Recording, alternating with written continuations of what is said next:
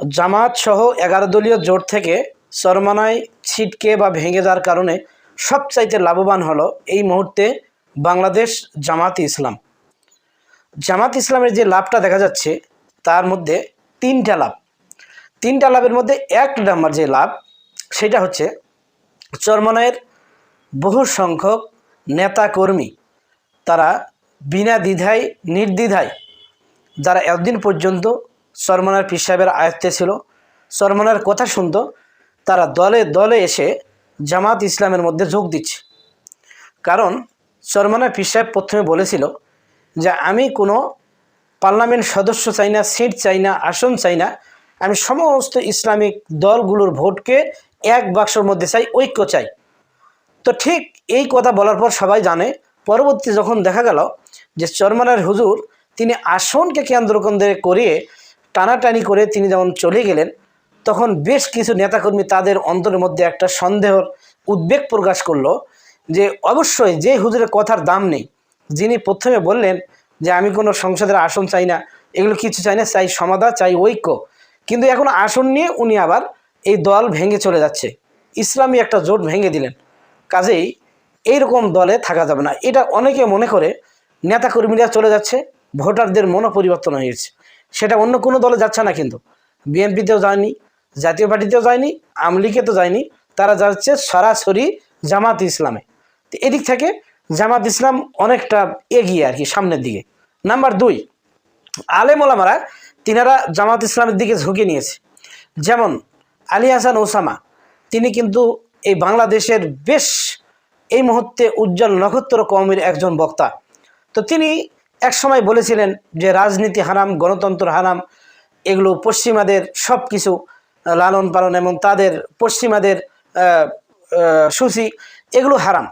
তো শেষমেশ যেই মুহূর্তে দেখলেন যে চরমনা এবং জামাতের 11 ওই দলের ঐক্য ভেঙে চরমনায় ছিটকে চলে গেল, তখন আলী হাসান ওসামার মতো একজন ইসলামিক স্কলার তিনি এসে সরাসরি জামাত ইসলামে যোগ দিলেন, ফর্ম পূরণ করলেন। এতে লাভটা হয়ে গেল কার?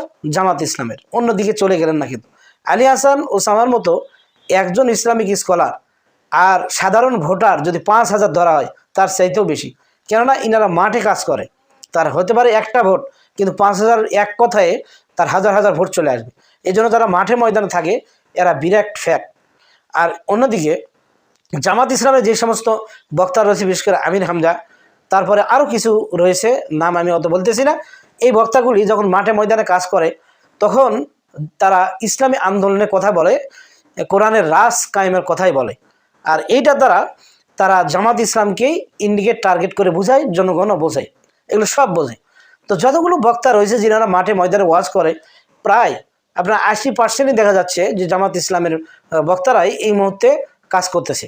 আর অন্য অন্য যারা সিটে শুয়ে আছে এদের মধ্যে ভাগ কেউ কওমিতে আছে, আবার কেউ রয়েছে আপনার বিভিন্ন সুন্নি ফুন্নি এগুলো। আবার আরেকটা দেখেন, এই চরমনের হুজুর তিনি একসময় বলেছিলেন যে রাজনীতি করা হারাম, রাজনীতি করা জায়েজ নেই। তো তাদের বই রয়েছে, এই বইগুলো দিয়ে লেখা রয়েছে, আমার কাছে বই রয়েছে। কিন্তু পরবর্তীতে তারাই আবার এই রাজনীতির মাঠে নামিয়ে পড়লেন। বাংলাদেশে একমাত্র পীর যিনি রাজনীতি করতেছেন, রাজনীতির মানে নেমেছেন, তিনি চরমনায়ের পীর, অন্য কোনো পীর নয়। কিন্তু যেমন সরসিনার মধ্যে পীর সাহেব যারা আছে এরা এখনও রাজনীতির মধ্যে নামেনি। জৈন্যপুর পীর সাহেব এনায়তুল্লাহ আব্বাসী, তিনিও নামেনি। ঠনঠনিয়া, রাজারবাগ, এগুলো কেউ নামেনি। শুধুমাত্র পীর একজনই রাজনীতির মধ্যে নামেছে, তিনি হচ্ছেন চরমনায়ের পীর সাহেব। তো চরমনায়ের পীর সাহেবের এই রাজনীতিতে আসা বেশ কিছুদিন হয়ে গেল। তবে জামাত ইসলামের বা বিএনপি, আওয়ামী লীগ, এদের পর এই দলগুলো গঠন হয়েছে বাংলাদেশ স্বাধীন হওয়ার সময়।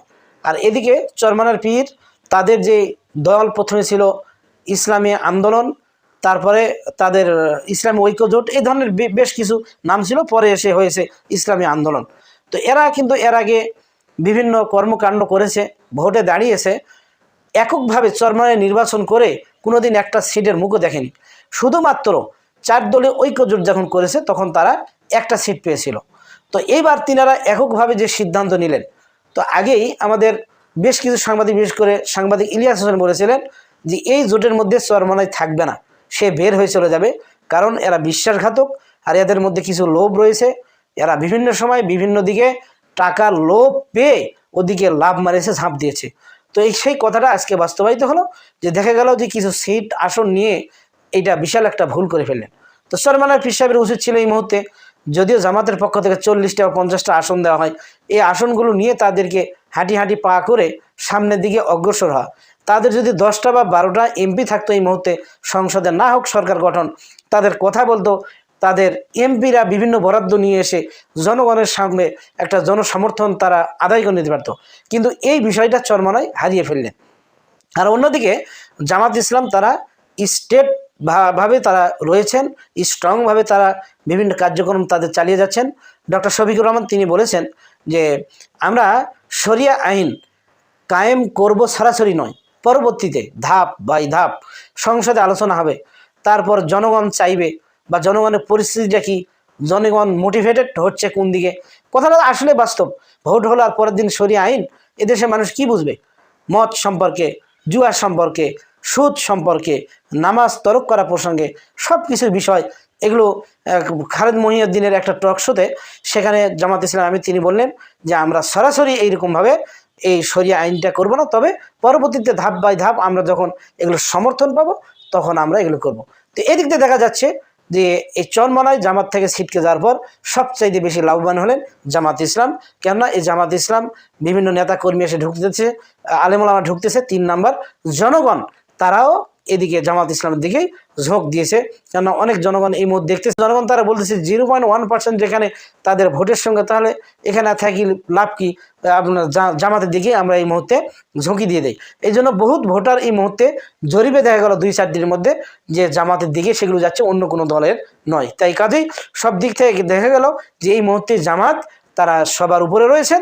এবং জামাতের আব্দুল্লাহ মোহাম্মদ তাহের আজকে বিকালবেলা আমি যখন কথা বলতেছি তখন তিনি বলেছেন যে জামাত ইসলাম বর্তমানে সব দিক থেকে সব ক্লিয়ারেন্স করে নিয়ে তারা যদি জনগণ ভোট দেয় তাহলে এই ভোটে সরকার গঠন করতে জামাত ইসলাম শরীকদের দিকে নিয়ে প্রস্তুত রয়েছে। এই কথা আব্দুল্লাহ মোহাম্মদ তাহের, জামাত ইসলাম নায়েবে আমির, সম্মানিত নায়েবে আমির, তিনি ঘোষণা দিয়েছেন। তো সুপ্রিয় দর্শক শ্রোতা, দেখি সামনে আমাদের 12 তারিখে দেখার বিষয়, কোন দল সামনে 13 তারিখে হাসবেন, কার গলায় ফুলের মালা চলে আসবে, এটাই আমাদের দেখার প্রয়োজন এবং এটি আমাদের দেখার অপেক্ষা রইলাম। সকলে ভালো থাকুন। আসসালামু আলাইকুম ওয়া রাহমাতুল্লাহি ওয়া বারাকাতুহু।